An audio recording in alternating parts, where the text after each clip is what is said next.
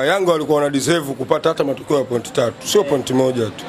Isipokuwa ni uzembe tu wa striking force yao. Sawa, wanaonekana walikuwa hawana mipango mizuri katika kutafuta nini, katika kutafuta goli.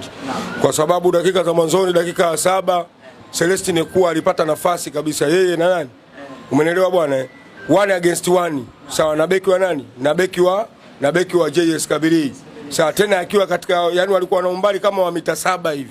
Yani alikuwa na uwezo tena wa kuingia ndani kulipunguza goli au kumwangalia sawa mwenzio wa upande wa kushoto ambaye alikuwa ameingia ndani. Sawa, nani Diki Abuye.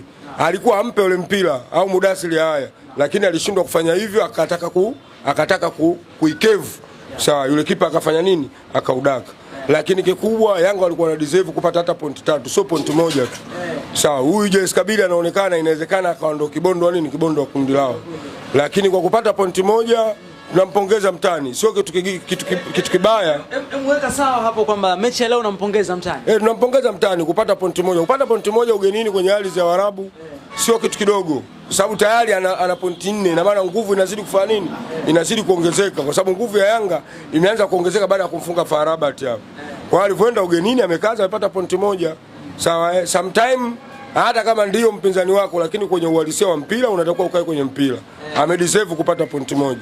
Wametumikia kwa sababu mpira wa sasa hivi kila siku mimi nazungumza ni commitment, space na nini na time. Yanga ameshindwa tu kutumia nafasi. Si umeelewa? Lakini matumizi ya muda pamoja na swala commitment, Yanga walikuwa 90% wako vizuri. Wanajua washambulie muda gani, wakabe muda gani, wachezee muda gani.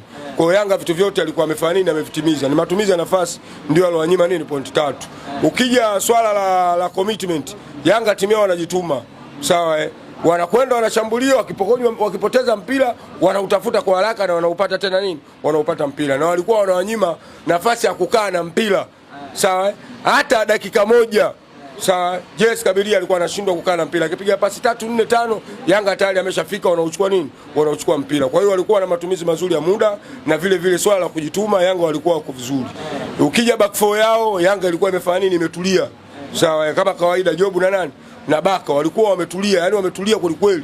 Umeelewa bwana? Pamoja yale makosa yao ya kipumbavu walikuwa wayafanyi. Baka tulikuwa tunamzoea ambaye alikuwa anafanya faulo za ajabu, leo hakufanya faulo hata moja.